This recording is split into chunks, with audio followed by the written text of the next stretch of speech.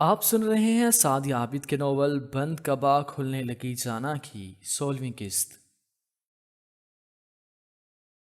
یہ بچہ تو لگتا ہے مر گیا ہے، کسی کے کہنے پر وہ دھک سے رہ گئی۔ نہیں، ایسا نہیں ہو سکتا، پلیز اسے ہاسپٹل لے چلیں، ہو سکتا ہے یہ صرف بے ہوش ہو۔ خوف سے آواز کانپنے لگی تھی۔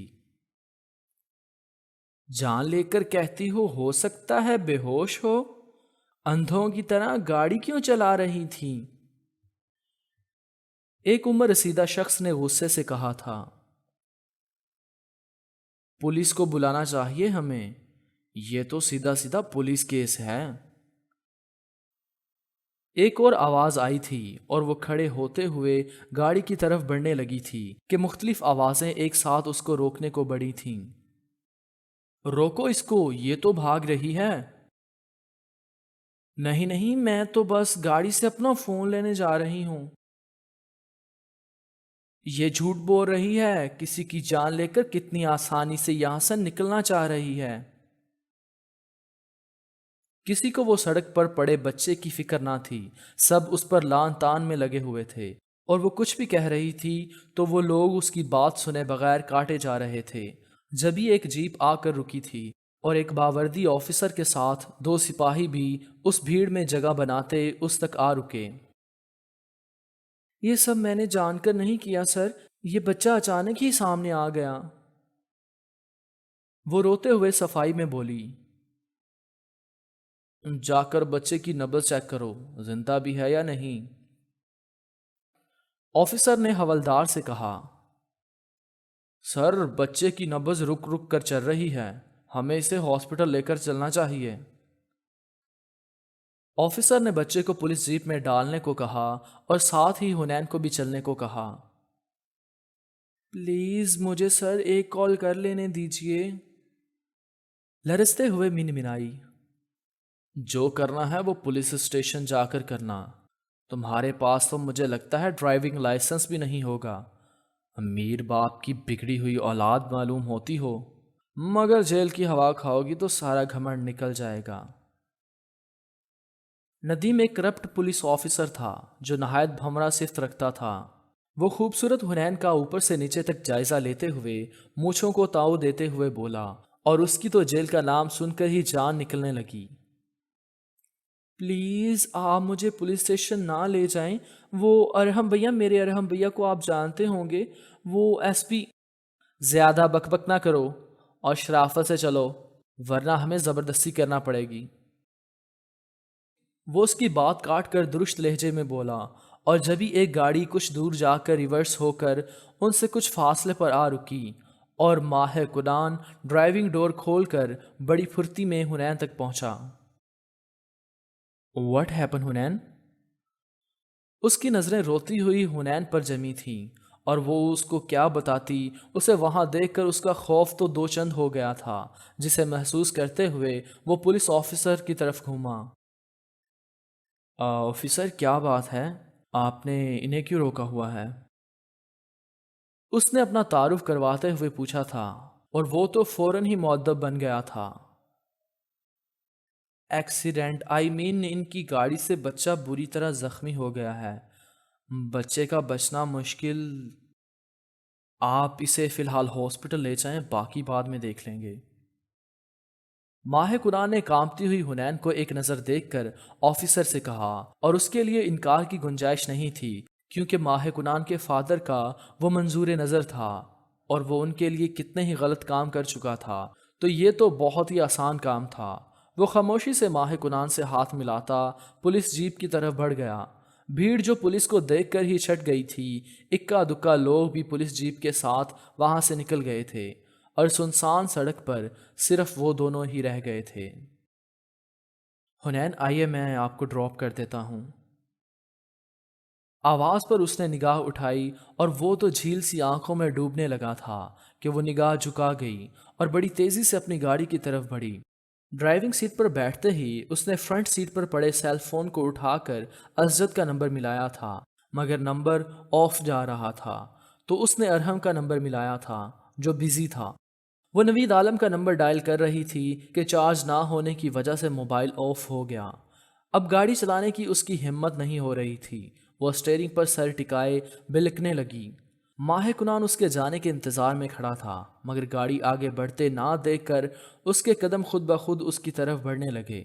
شیشے سے اس نے حنین کو اسٹیئرنگ پر سر رکھے دیکھ کر شیشے پر دستک دی تھی اور اس نے سر اٹھا کر اسے دیکھا۔ میں تمہاری ہیلپ کر سکتا ہوں، وہ اد کھلے شیشے سے جھانکتے ہوئے بولا۔ نہیں، مجھے آپ کی مدد نہیں چاہیے۔ لہجے میں خوف کی آمیزش سی تھی اور وہ اسے دیکھنے لگا جو آنسو صاف کرتی گاڑی سٹارٹ کرنا چاہ رہی تھی، مگر ہاتھ پیروں میں واضح کپکپاہٹ سی اترتی اس کی اس کوشش کو ناکام بنانے لگی۔ اس نے کچھ سوچتے ہوئے جیب سے سیل فون نکالا۔ میں ماہ قرآن بات کر رہا ہوں، فیصل سے بات کرائیے۔ فیصل تو شاور لے رہے ہیں، آتے ہیں تو میں آپ کی بات کراتی ہوں۔ بھابھی فضیل گھر میں ہے تو میری اس سے بات کروا دیجئے، لیکن ذرا جلدی۔ وہ بڑی عجلت میں سمیرہ سے بولا اور وہ کمرے سے نکل کر فضیل کے کمرے کی طرف بڑھ رہی تھی کہ وہ اسے سیڑھیوں پر ہی مل گیا۔ فضیل بھیا، اچھا ہوا آپ یہیں مل گئے۔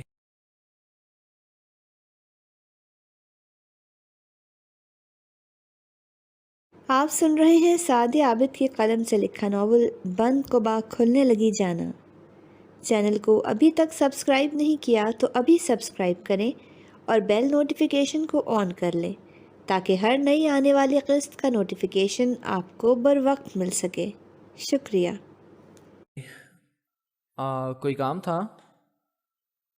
نہیں، وہ کنان بھائی کا فون ہے، وہ آپ سے بات کرنا چاہ رہے ہیں۔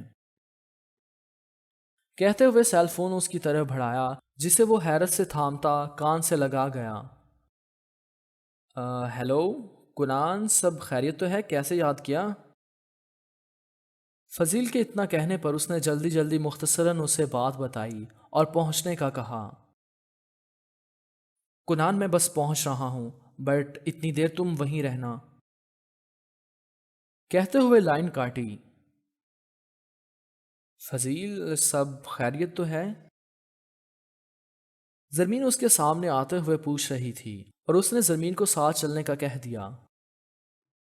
میرے ساتھ آؤ زرمین۔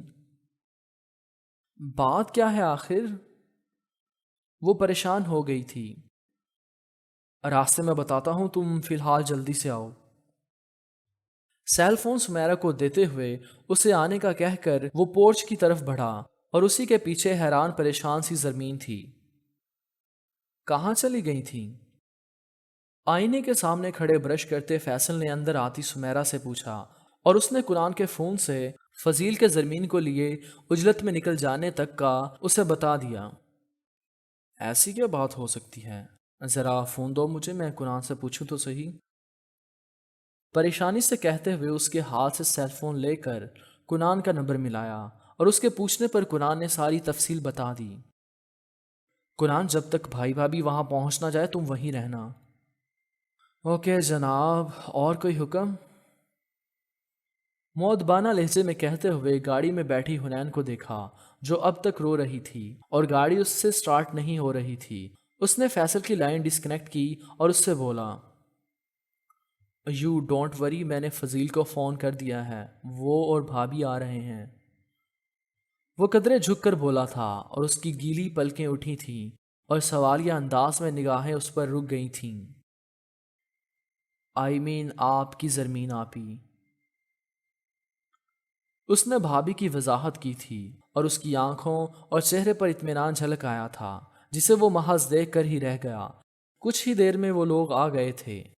زمین بڑی تیزی سے فرنٹ ڈور کھول کر حنین کی گاڑی کی جانب بڑھی تھی۔ فضیل اسے راستے میں تفصیل بتا چکا تھا۔ حنین کی جیسے اس پر نظر پڑی تھی وہ ڈرائیونگ ڈور کھول کر گاڑی سے باہر آ گئی تھی اور زمین کے سینے سے لگی بلک اٹھی تھی۔ حنین، چپ کر جاؤ، ہم گھر چل رہے ہیں۔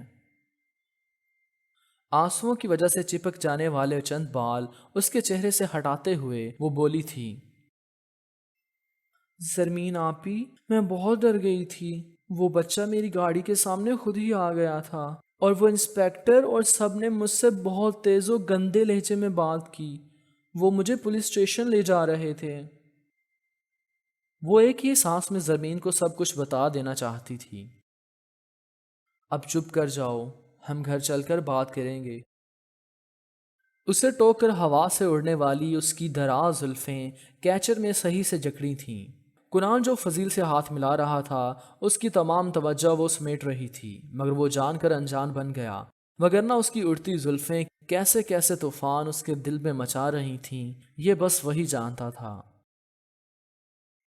تھینکس مسٹر کنان کہ آپ نے میری حنین کی مدد کی۔ وہ اس کا شکریہ کرنے پر مجبور ہو گئی تھی۔ اٹس اوکے بھابھی، وہ مختصراً بولا، اور وہ اسے لیے اپنی گاڑی کی طرف بڑھنے لگی تھی کہ فضیل کے کچھ کہنے پر رک گئی۔ حنین کی گاڑی کو کیا ایسے ہی چھوڑ جائیں؟ ہاں، اور کوئی آپشن بھی تو نہیں ہے۔ آپ آرام سے بے فکر ہو کر جائیں، میرا ڈرائیور گاڑی آپ تک پہنچا دے گا۔ ماہ کنان کی مداخلت کرنے پر وہ دونوں خاموش ہو گئے اور فضیل اسے مصافحہ کرتا گاڑی کی طرف بڑھ گیا۔ آپ پریشان نہ ہوں، میں تمام صورتحال معلوم کر کے آپ کو انفارم کر دوں گا۔ فضیل نے گاڑی میں بیٹھتے ہوئے زخمی ہو جانے والے بچے کی خیریت دریافت کی تھی۔ تب اس نے فضیل کو تسلی دی تھی اور ان کے جانے کے بعد واپسی کی راہ لی تھی۔ پلیز چچی، وہ پہلے ہی خوف زدہ ہے۔ زرمین، میں تو اس بچے کے بارے میں سوچ رہی ہوں، وہ نہ جانے کیسا ہوگا۔ ان لوگوں کو کچھ ہی دیر بعد حنین کی غیر موجودگی کا پتہ چل گیا تھا۔ اس کے سیل پر کانٹیکٹ کیا تھا، مگر اس نے کال ریسیو نہیں کی تھی، کیونکہ موبائل تو گاڑی میں تھا اور وہ سڑک پر لوگوں کے ہجوم میں پھنسی کھڑی تھی۔ زرمین اور فضیل کے ساتھ اسے دیکھ کر وہ حیران پریشان رہ گئے تھے۔ جب زرمین نے شازمین کو اسے کمرے میں لے جانے کا کہتے ہوئے ان لوگوں کو ساری تفصیل بتا دی تھی۔ آنٹی پریشان نہ ہوں، وہ بچہ بالکل ٹھیک ہے، فضیل بولا تھا، اور جو ہونے والی بات تھی وہ ہو گئی ہے، اس لیے بات کو طول دینے سے کیا حاصل ہوگا۔ زرمین نے کہا تھا، مجھے تو اس لڑکی نے پریشان کر کے رکھ دیا ہے۔ چچی، اب حنین بڑی ہو رہی ہے، وہ دوسری لڑکیوں کی طرح اپنی مرضی سے کچھ کرنا چاہتی ہے تو پلیز اسے کرنے دیجیے۔ لیکن زرمین، وہ اس طرح گاڑی لے کر نکل گئی، فیصل کا دوست وہاں نہ پہنچتا تو اسے پولیس اسٹیشن۔ جو ہوا نہیں وہ سوچیے بھی مت، اور حنین نے اس طرح کیوں کیا؟ یہی سوچا ہوگا اس نے کہ آپ لوگ اسے کبھی گاڑی لے کر نکلنے کی اجازت نہیں دیں گے۔ تو ٹھیک ہے نا، ہم اسے کیسے اجازت دے سکتے ہیں؟ نہ اس کے پاس ڈرائیونگ لائسنس ہے اور نہ ہی اسے ابھی گاڑی چلانی آئی ہے۔ نوید نے اسے گاڑی اس لیے دلائی کہ اس کی خوشی ماند نہ پڑے، مگر اس کا مطلب یہ نہیں کہ وہ اس طرح بغیر بتائے گاڑی لے کر گھر سے نکل جائے۔ راشدہ کو بھی اس کا یہ اقدام پسند نہیں آیا تھا۔ امی، میں اسے سمجھاؤں گی، مگر آپ لوگ بھی اسے سمجھنے کی کوشش کریں۔ اسے اپنے فیصلوں کے مکمل نہیں، تھوڑے تو اختیار سونپ دیں، وگرنہ اس طرح کی سچویشن رہی تو یہ معمولی سے اختلافات کہیں بغاوت کا روپ نہ دھار لیں، کیونکہ حنین کی طبیعت میں جہاں بچپنا ابھی تک ہے، وہیں ضد اور ہٹ درمی بچپن ہی سے موجود ہے۔ اس کی یہی نرم گرم فطرت تو میں ماں ہو کر نہیں سمجھ پاتی۔ کبھی تو اس کی حماقتوں پر سر پکڑتی ہوں تو کبھی اس کی منمانیوں پر سر پکڑ کر روتی ہوں۔ آپ سن رہے ہیں سعدیہ عابد کی قلم سے لکھا ناول بند کو با کھلنے لگی جانا۔ چینل کو ابھی تک سبسکرائب نہیں کیا تو ابھی سبسکرائب کریں اور بیل نوٹیفیکیشن کو آن کر لیں تاکہ ہر نئی آنے والی قسط کا نوٹیفیکیشن آپ کو بروقت مل سکے۔ شکریہ۔ چچی، حنین کی طبیعت میں ضد ضرور ہے، خود سری نہیں ہے۔ پیار اور محبت سے سمجھایا جاتا ہے تو سمجھ آتی ہے۔ یہ بھی تم نے خوب کہی زرمین، کسی کی جان گئی اور اس کی ادا ٹھہری۔ میں ماں ہوں، جیسے میری بیٹی کی تکلیف رلاتی ہے، مجھے احساس ہے کہ وہ ماں جس کے بچے کو حنین نے زخمی کیا ہے، وہ کس قدر اپنے بچے کے لیے پریشان ہوگی۔ ساجدہ کی پریشانی کم ہونے میں نہیں آ رہی تھی۔ ساجدہ اب جانے بھی دو اور جا کر شکرانے کے نفل پڑھ لو۔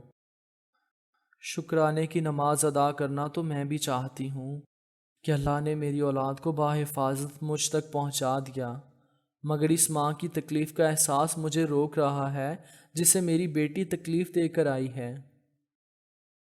تم شکرانے کی نماز کے ساتھ نماز حاجت ادا کر کے اس بچے کی صحت یابی کی دعا مانگ لینا۔ اٹھو شاباش، پریشان ہونے سے کچھ نہیں ہوگا۔ وہ بہن کے کہنے پر آنسو دوپٹے میں جذب کرتی اٹھ گئی تھیں۔ Mummy, I am sorry but میں آئندہ ایسا کبھی نہیں کروں گی۔ تم نے نہ صرف ہم سب گھر والوں کو پریشان کیا بلکہ تم نے کسی اور کو بھی تکلیف پہنچائی ہے۔ ممی، میں بہت شرمندہ ہوں۔ میں نے سوچا تھا آپ سے پوچھوں گی تو آپ منع کر دیں گی، اس لیے میں اس وقت گاڑی لے کر نکلی جب آپ سب سو رہے تھے۔ لیکن ممی، اس سے ایکسیڈنٹ میں میری غلطی نہیں تھی۔ وہ بچہ بہت اچانک میری گاڑی کے سامنے آ گیا تھا۔ میں نے بریک لگانے کی پوری کوشش کی تھی، مگر بچے کو اپنی گاڑی کے سامنے دیکھتے ہی میں خوفزدہ ہو گئی تھی، اسی لیے وہ سب ہوا۔ وہ ماں کے سامنے شرمندہ سی بیٹھی تھی۔ مگر آپ پریشان نہ ہوں، زرمین آپی بتا رہی تھیں کہ وہ بچہ بالکل ٹھیک ہے، ورنہ اس کا سوچ کر تو مجھے رات بھر نیند ہی نہیں آئی تھی۔ اچھا، اب اس قصے کو جانے دو، لیکن آئندہ ایسی کوئی حرکت کی نا تو میں تمہاری بہت پٹائی کروں گی۔ انہوں نے اپنی لاڈلی بیٹی کے ایک چپت لگائی تھی اور وہ ان کے کاندھے پر جھول گئی تھی۔ پرومس ممی، اب بالکل آپ کو تنگ نہیں کروں گی۔ ہمیشہ یہی کہتی ہو مگر عمل نہیں کرتی۔ وہ اپنی اکلوتی بیٹی سے زیادہ دیر ناراض رہ ہی کب سکتی تھیں۔ سچی اب کروں گی، پکا پرومس۔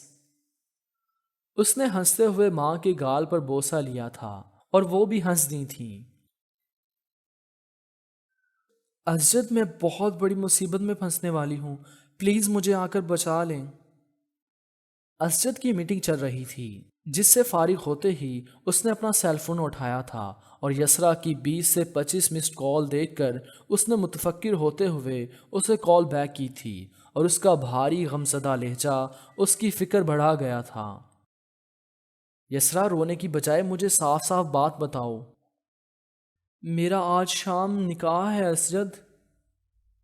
اس کا انکشاف اسجد کی سماعتوں پر گویا کوئی دھماکہ کر گیا اور کچھ پل تو وہ کچھ کہہ ہی نہ سکا، پھر خود کو سنبھال کر ایسی بات بولا کہ یسرا اپنی راہ بدل لے، مگر یسرا بھی اپنے عزائم کی پکی اور محبت کی سچی تھی کہ محبت پر جان وارنے پر ہر لحظہ تیار تھی۔ تمہاری شادی جہاں ہو رہی ہے وہیں کر لو۔